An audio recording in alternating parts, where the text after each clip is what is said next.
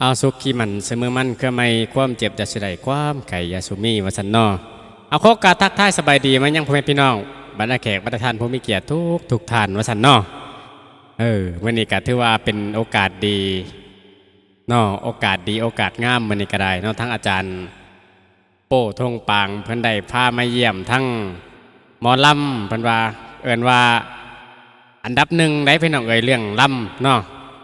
ของเพิ่นน่ะคือหมอลำเสียงว่าสันใดวันนี้ก็ถือว่าโอกาสก็ดีอกดีใจว่าสันแต่มาพบมาพ่อเพิ่นก็บ่เคยเห็นดอกพี่น้อง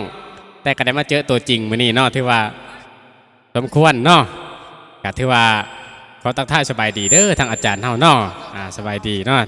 สบายดีสันวันนี้ก็บอกว่าเป็นการซักษาเสียเวลาอาจจะมีเสียงฮ้อนจักหน่อยขอโทษขออภัยนะพี่น้องเด้อเพราะว่ามันคือสดในพี่น้องก็สิฝากผลงานล่ำให้เพิ่นล่ำให้ฟังพี่น้องมาได้ยินแต่ในแพนก็เลยว่าอยากฟังตัวจริงเพิ่นล่ำผู้ไทยจักก่อนนะเพิ่นว่าเพิ่นสิมาล่ำผู้ไทยให้ฟังเพิ่นว่าบ่เคยเล่นใช้เพิ่นจักเถื่อพี่น้องตื่นเต้นพี่น้องมาฮอดกับมานั่งซ้อมกันอยู่เกือบผู้ขาก็ได้ตื่นเต้นจักหน่อยบ่ว่ากันเพิ่นสิมาล่ำผู้ไทยเมื่อน้ำอ้ายบ่เพิ่นว่าผู้ใดสิเมื่อกะ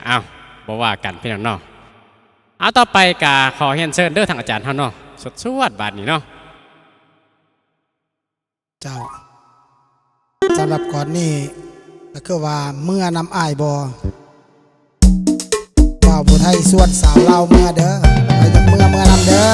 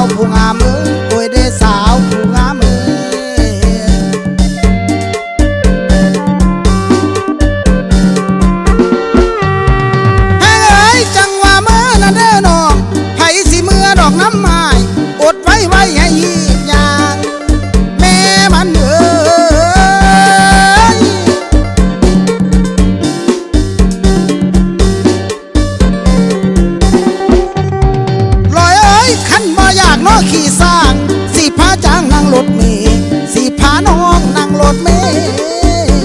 ไปบ่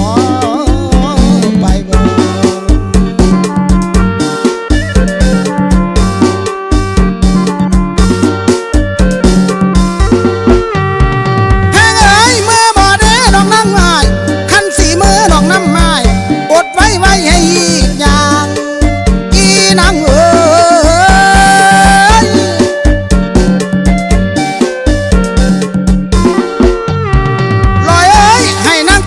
หอสินให้นางขอดนั้นหอผ้าโอยมาแม่บักหำโอยมาแม่อีนางไอ้นา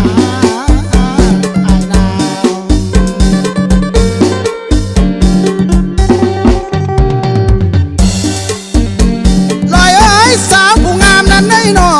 คันน้องมือดอกน้ำไม้พี่สิพาดอกนางน้องขึ้นเมื่อโคกเก็บดอกบานอีนางเอ้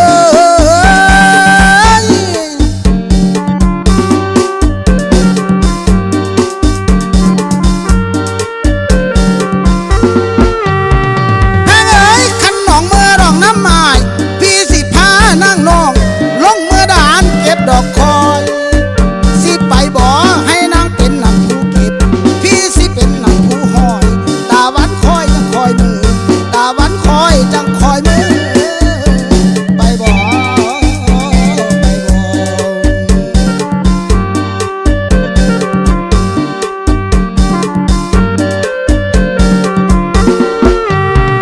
ลอยเอ้ยคันมันหอดนั่นบอนตำพี่เสียงอายกะสิจูงเด้อสาวผู้งามเด้อ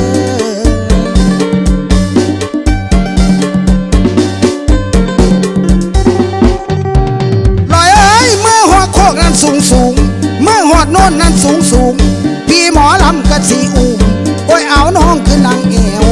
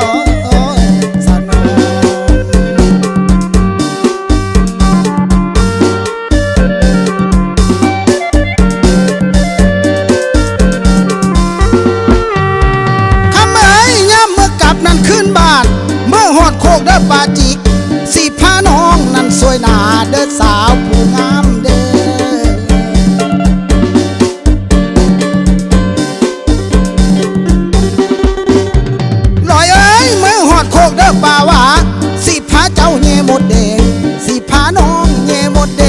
งไปบ่ไปบ่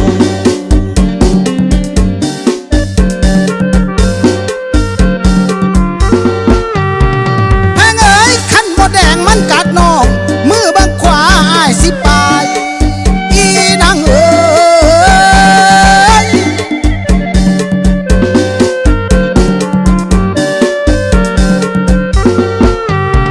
ลอยเอ้ยมือบังขวาอ้ายปลายแก้มเอามือซ้ายพี่ปลายหนุ่มเอามือซ้ายปลายหมดแดงเจ้านาเจ้านา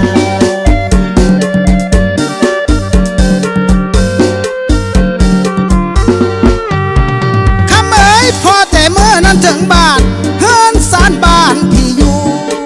ผู้งามเอ้ย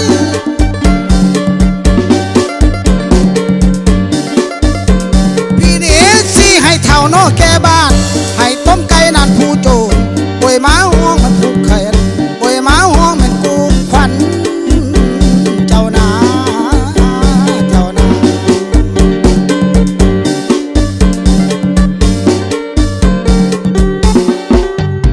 แพงเอ้ยเมื่อนำกันบ่นอน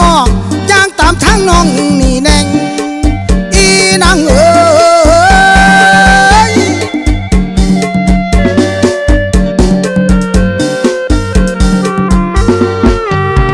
กำเอ้ยเมื่อนำกันบ่นอนอย่างตามทางน้องนี่แน่งเอาก้อนแตงนั่นน้องลาอย่าไปลาตำสมัยอย่าไปลาตำสมัยลาเอ้ยลาเอ้ย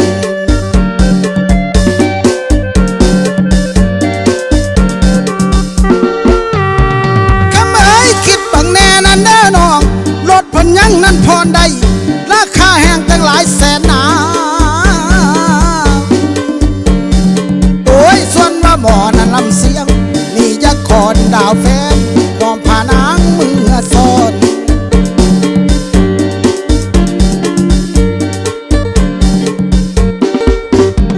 บัดนี้ขันว่าบางน้อน้องโอ้ยสาวห้ามคนรุ่นใหม่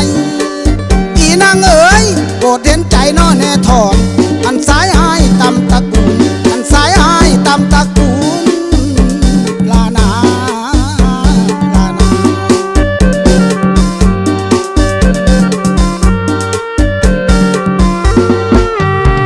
คำเอ้ยเอาละพอนั่นเพียงนี้ลำผู้ไทยไว้นี่ก่อนผู้งามเอ้ยบ่ได้ซ่อนก็บ่ซ่อนสิเมื่อต้มแม่นไก่